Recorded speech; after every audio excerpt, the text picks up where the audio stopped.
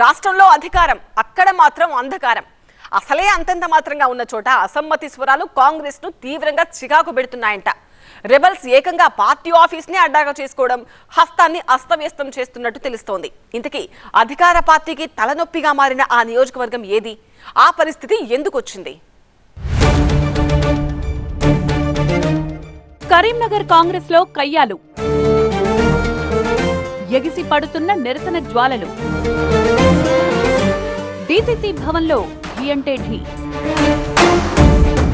మంత్రులనే target చేస్తోన్న నేతలు.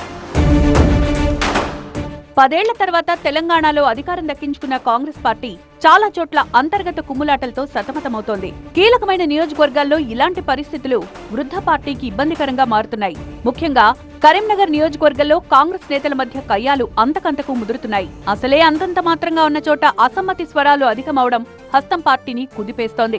Incharge మంత్రిని, జిల్లా సీనియర్లను టార్గెట్ చేస్తూ అసంతృప్త నేతలు వ్యవహరిస్తోన్న తీరు చర్చనీయాంశమవుతోంది. అక్కడా ఇక్కడా కాదు, వాళ్ళంతా ఏకంగా డీసీసీ భవన్లోనే సమావేశాలు నిర్వహిస్తూ పార్టీ శ్రేణుల్లో అయోమయానికి గురి చేస్తున్నారు.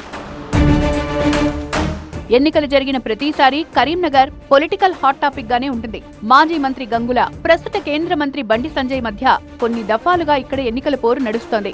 అందుకే ఈ అసెంబ్లీ స్థానానికి ఒక ప్రత్యేకమైన క్రేజ్ ఏర్పడింది. అయితే ఇక్కడ అధికార కాంగ్రెస్ పరిస్థితి 3వ స్థానమే అన్నట్లుగా ఉంది. గత 3 ఎన్నికల్లో ఆ పార్టీకి దక్కింది 3rd ప్లేసే. జిల్లా వ్యాప్తంగా 8 స్థానాలు గెలిచిన కాంగ్రెస్ కరీంనగర్లో మాత్రం ముక్కి మూలిగి త్రుటిలో డిపాజిట్ కోల్పోయే ప్రమాదం నుంచి తప్పించుకుంది. సరైన ప్రణాళిక లేకపోవడం, ఎన్నికల దగ్గరకు వచ్చాక అభ్యర్థిని ప్రకటించడం, ఇలా ఓటమిని ఎన్నో రకాలుగా విశ్లేషించుకున్న ఆ పార్టీ అధికారం దక్కించుకున్నాకైనా ఇక్కడ కుదురుకుందా అంటే లేదనే చెప్పాలి. పార్టీ పుంజుకోవడం మాట అటుంచితే, పుండు మీద కారం చల్లినట్టుగా పార్టీ నియోజకవర్గ ఇన్ఛార్జ్ పురుమల్ల శ్రీనివాస్ అసమ్మతి రాగం ఎత్తుకోవడంతో గందరగోళం నెలకొంది. విపరీతమైన పోటీ ఉన్న వేళ పార్టీలో చేరిన కొన్ని రోజులకే ఎమ్మెల్యే టికెట్ దక్కించుకున్న పురుమల్ల శ్రీనివాస్ ఇప్పుడు పార్టీకి కొత్త తలనొప్పిగా మారినట్లు తెలుస్తోంది. భూ కబ్జాలు సహా ఇతరత్రా వివాదాల్లో చిక్కుకున్నప్పటికీ పార్టీ పెద్దలు సామాజిక కోణంలో ఆయన వైపే మొగ్గు చూపారు. ఎలక్షన్స్ లో గట్టి పోటీ ఇస్తారని భావించినప్పటికీ పురుమల్ల ఏమాత్రం ప్రభావం చూపలేదు. దీంతో పార్టీ పెద్దలు ఆయన్ని పట్టించుకోవడం తగ్గించారట. అయితే ఓడిన అభ్యర్థులే ఆయా నియోజకవర్గాల్లో ఇన్ఛార్జీలుగా ఉంటారంటూ సీఎం రేవంత్ ప్రకటించడంతో మళ్లీ యాక్టివ్ అయ్యారు శ్రీనివాస్. సడన్ గా జిల్లా కాంగ్రెస్ కార్యాలయంలో గప్చుప్ గా కార్యకర్తల మీటింగ్ ఏర్పాటు చేసి తాజాగా సంచలనం రేపారు శ్రీనివాస్.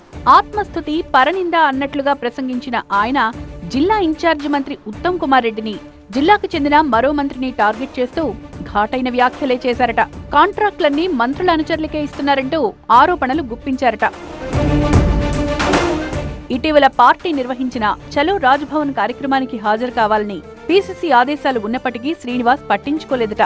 పైగా ఓవైపు అసెంబ్లీ నడుస్తుండగా జిల్లా కాంగ్రెస్ కార్యాలయంలోనే కార్యకర్తల మీటింగ్ ఏర్పాటు చేసి అనుచిత వ్యాఖ్యలు చేయడం పట్ల సీనియర్ కాంగ్రెస్ నేతలు అసహనం వ్యక్తం చేస్తున్నారట. డీసీసీకి గాని, నగర అధ్యక్షుడికి గాని చెప్పకుండా సమావేశం ఎలా నిర్వహిస్తారంటూ ఆగ్రహం వ్యక్తం చేస్తున్నారట.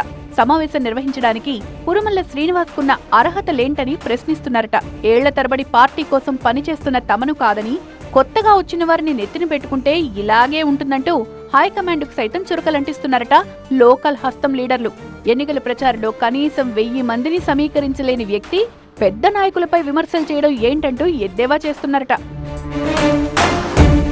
ఇన్ఛార్జి మంత్రంటే ప్రభుత్వం తరపున జిల్లాకు బాస్.